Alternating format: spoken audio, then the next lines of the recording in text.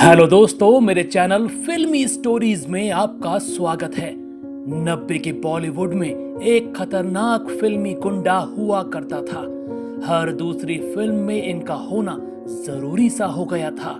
खलनायकी वाली अदाकारी ऐसी कि राह चलते लोग सच में गालियां देने लग जाया करते। रोल में ऐसे समा जाते कि दर्शक फिल्म के हीरो तक को भूल जाते। लेकिन ये शानदार विलेन अचानक हिंदी फिल्मों से गायब हो गया। क्या ये सब सामान्य घटना थी? आपको कभी पता चला कि इनके अचानक बॉलीवुड से गुमनाम होने के पीछे का काला सच क्या था? वीडियो पूरा देखिएगा, बहुत कुछ सामने आएगा। बात हो रही है 90s के उस विलेन की जो अच्छे खासे अभिनेताओं पर भारी पड़ जाया करता।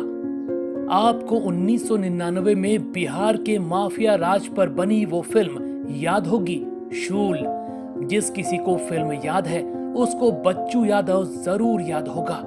वो बच्चू यादव कोई और नहीं, सयाजी शिंदे ही थे। शानदार जानदार विलेन जो कभी सिक्योरिटी गार्ड हुआ करता, वो फिल्मों में कैसे पहुंच गया? चलिए पूरी कहानी सुनाते हैं। 13 जनवरी 1959 को महाराष्ट्र में जन्मे सयाजी किसान के बेटे थे। थोड़े बड़े हुए तो घर चलाने के लिए सिंचाई विभाग में गार्ड की नौकरी करने लगे। मगर एक दिन नौकरी करते करते एक फिल्मी पत्रिका पर नजर पड़ गई। पढ़ने बैठे तो जैसे जीवन का मकसद ही बदल गया। सोच लिया अब तो एक्टिंग ही करनी है। गार्ड की नौकरी करते, फिर कॉलेज में जाकर पढ़ाई और वहीं थिएटर करने लग जाते। वहीं पर थिएटर में नाटकों में एक्टिंग करते करते गजब के अदाकार बन गए।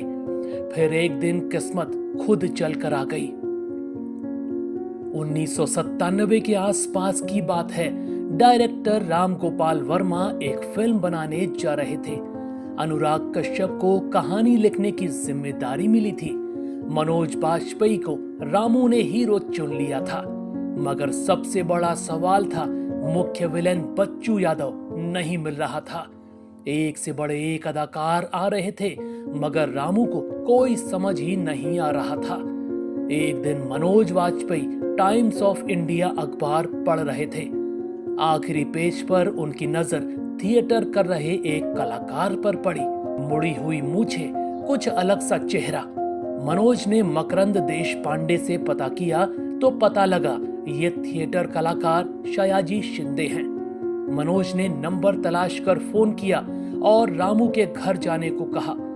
सयाजी अगले ही दिन अपनी टूटी स्कूटर पर पहुंच गए। रामू सामने बैठे सयाजी को 2 मिनट तक घूरते रहे। फिर अंदर जाकर मनोज को फोन किया और बोले, मनोज, हमको बच्चू यादव मिल गया है। वहीं बाहर बैठे सयाजी को खबर तक न थी कि उनकी किस्मत पलट चुकी है।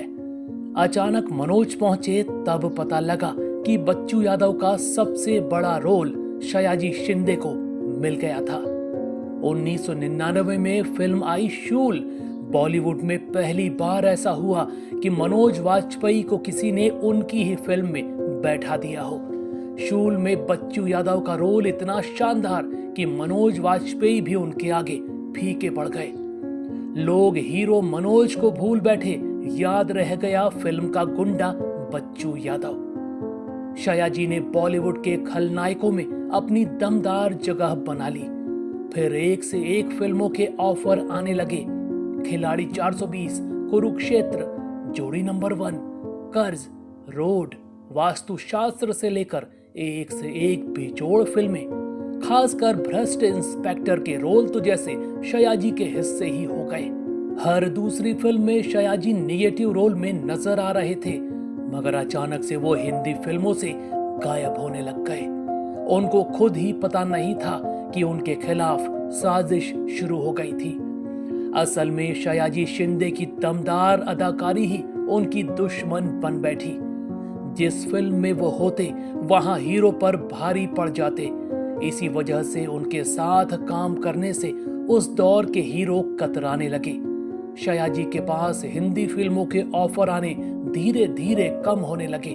जानबूझकर उनको फिल्म का सबसे हल्का किरदार ऑफर होने लगा ताकि वो हीरो पर भारी न पड़ सके। धीरे धीरे उनका बॉलीवुड करियर ठप करवा दिया गया।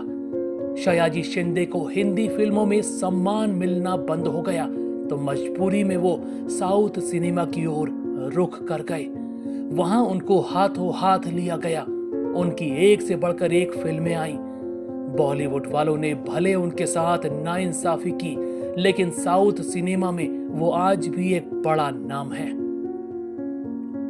दोस्तों, क्या आप सयाजी शिंदे को भूल गए या अब भी उनकी अदाकारी याद है? अगर आपको ये बेमिसाल खलनायक याद है तो इनकी कौन सी फिल्म या किरदार आपको पसंद आया था, हमें कमेंट में जरूर बताइएगा। पुराने नए बॉलीवुड से जुड़ी ऐसी ही स्टोरीज को जानने के लिए आप मेरे चैनल फिल्मी स्टोरीज को सब्सक्राइब भी कर सकते हैं। बस बेल आइकन दबाना मत भूलिएगा।